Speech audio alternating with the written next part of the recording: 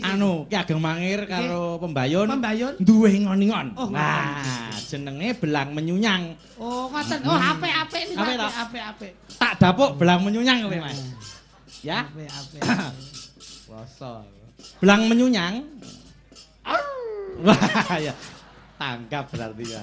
Hebat. Kaya patut banget. Belang menyunyang ki kirik. Ya ora kok ya. Taman roh kirik. Piye? Pripun?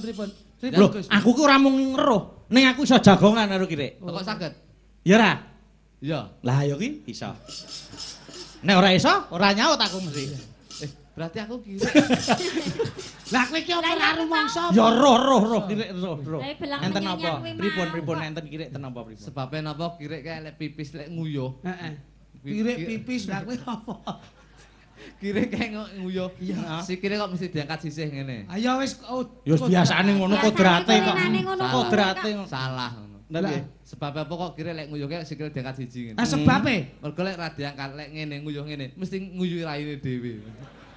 Lah mbok kowe ning ngarepe ben kuwi raimu kuwi. Mas Ridik, Dapuk. percaya apa ora? Nggih. Mesti iso, mesti Iso. hafal. Hafal. Wong satrah kok. Mesti mudeng, awake dhewe ora ero. Ora ero kowe. Gak ero. Lah lek kowe Mas Bayu ngendikan ngono berarti aku kirik tuwa kowe kirik enom. Ya ora Kowe apa-apa. adikku kok berarti kowe kirik enom kowe. Ya tutuke. Terusno ya diajeng Plembayun. Iya. Besok kapan?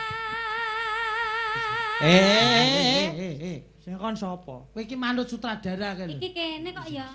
Piye diajeng. Katakan.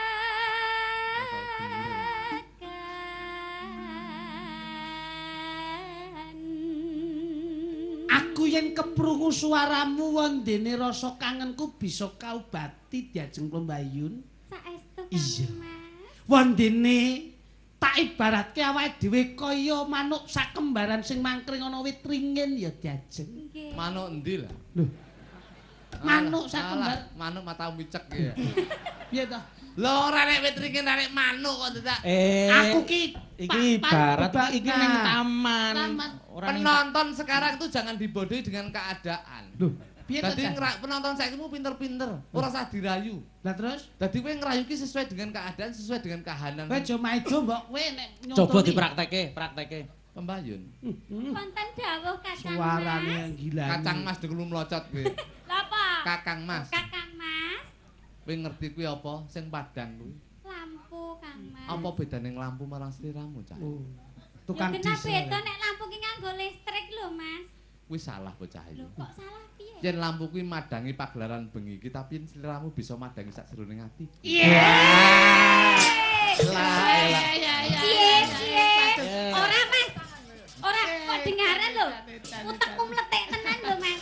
Nek ngenane utekku mletip malah ditutuli pitik.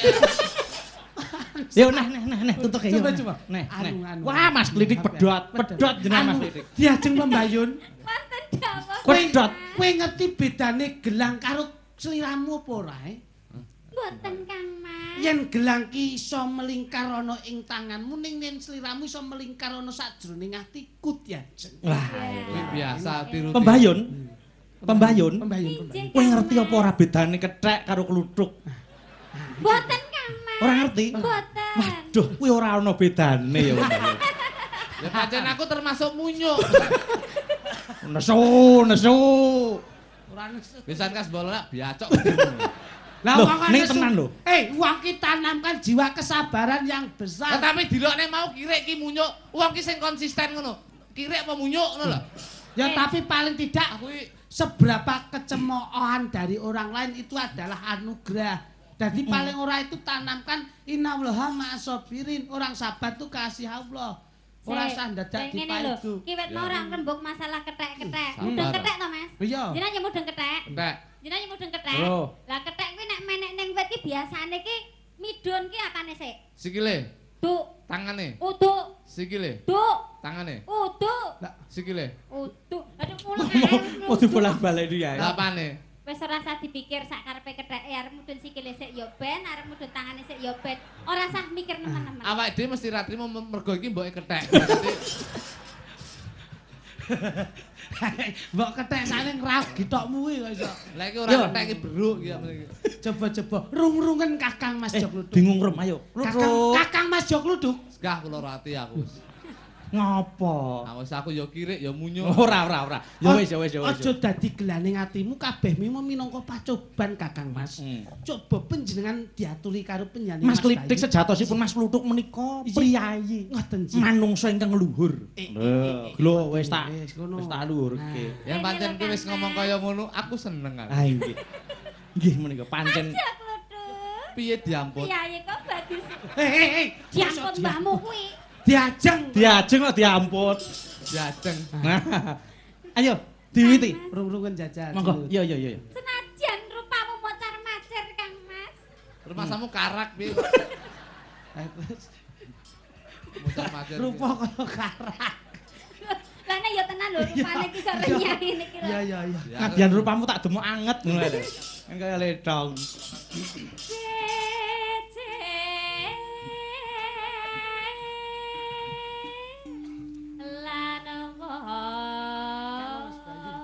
Wong bagus ya, kuwi dilem wong bagus. Arep jane rupane ora anu ya, arep kaya dengkul diketi-keti. Ning wong bagus wektu dina iki. Ya ben ayem ngono lho Mas. Nggih, arep kaya mangkara ning kuwi wong bagus. Ya etok-etoke ngono lho ra ketok ngene iki karo merem-merem. Heeh, wong bagus. Dalang koclok. Wong bagus kaya dengkul. Kang Mas. Sing penting lak bagus enek to. Baguse ra apa-apa dengkule iki lho. Kang Mas. Iki jane aku ki gandrung kok kaya wong nuntun wong picek kowe iki jane.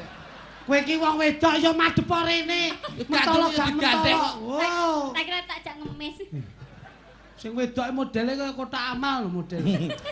Jak ngemis bareng. Sing lanang ya bathok dadi ya pas. Wong bagus kaya bathok. Oh iya. Loh, bathok bolu isi madu kok. Sing ngomong sapa tahu bathok bolu isi telek. Ajan, Mas Kluthuk kok ya bagus e jan. Wong kok gemes.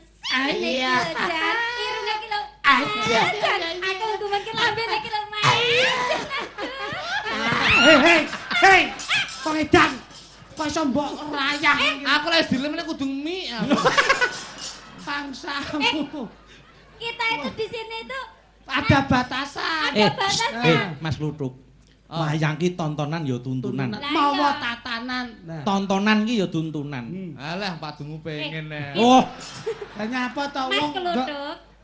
Iki Gone kita itu di dewe-dewe. sini bukan muhrimnya. Nah, paling Jadi, ora menempatkan. Hukumnya itu najis mugolado. Nek wong wedok kuwi nek dudu mukrime aja sok didemek. aja to Mas Kluthuk ku nyenggol Mbak Eka. Nah, Ya to.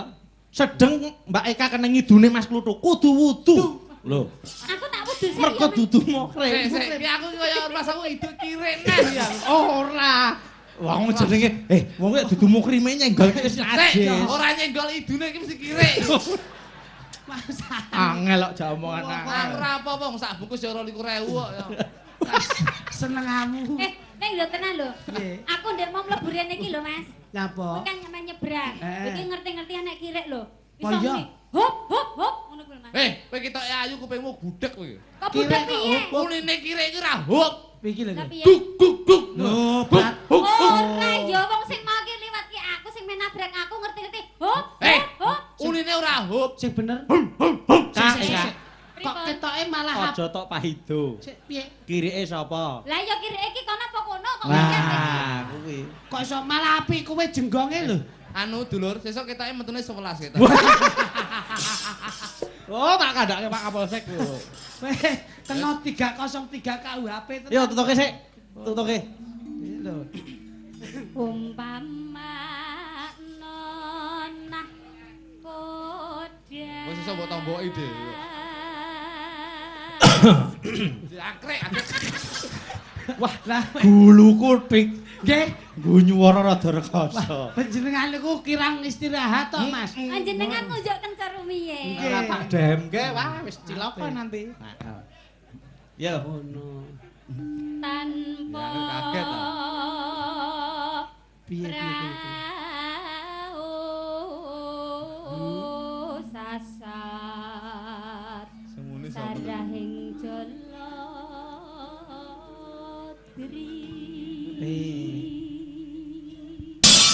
Wah, iki seneng aku nang kene iki lho. Mbak Eka kuwi nek wis nyuwara dimatke. Tenan, saya sing mirsani ya gayeng. Semangat panjenengan luar biasa. Ngoten. Ngoten. Yuk, lanjut. Lanjut dulu melocot. Nesu. Nesu lho. Ora nesu lho Mas, ra kena nesu lho Mas. Dagelan ki ra kena nesu ndek ngenek lho dagelan nesu tekan omah setruk lho. Leh ora iso, aku malah seneng setruk ngono ya gula kuntek kok nyapul. Lah setruk kok iso. Yo. Nyidam Sari. Gandengen kene gandengen. Ayo digandeng. Gandengen. Nek setanmu kaya luwak anyang-anyangen ngono. Gandengen. Kok malah kaya pitik-pitik. Gandengen jajal kok anu sapa Kak? Lah, ki kaya bayine lah sing sitok ari-arine. Ngono. Masa iki hari-hari ini? Hari-hari ngono. Nyidam Sari.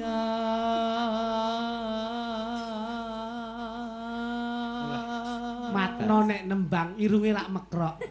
Jan Kang Mas, aswaranipun panjenengan menika lho Kang Mas. Piye balenono? Piye? Aswaranipun Mas Jo kluthuk menika Ya lho. ta, 11 neh ta.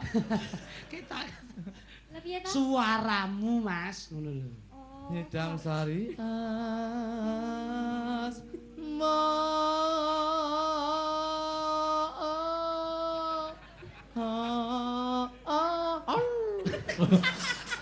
Ya sing penak kok iso.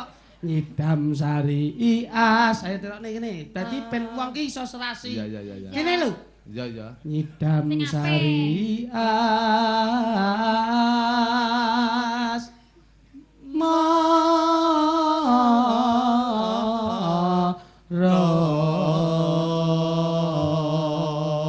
Dewe. Oh, wis. Loh, kok wis ayo kuwi mau dicontoni kok. Nyidam Sari as. Ya.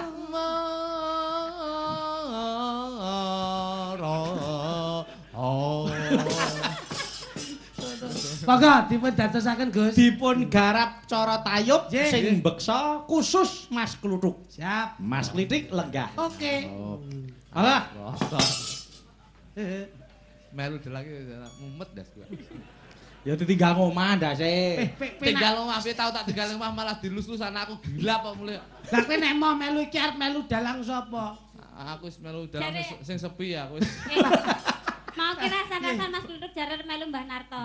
Oh, Pak Narto Sabdo. Nggih. Oh, monggo silakan. Lah nek arep usul Mbah Narto, Mbah Gondo Buwono, Mbah Narto wis ana sing dagel. sapa? Suwargine Pak E Jolega.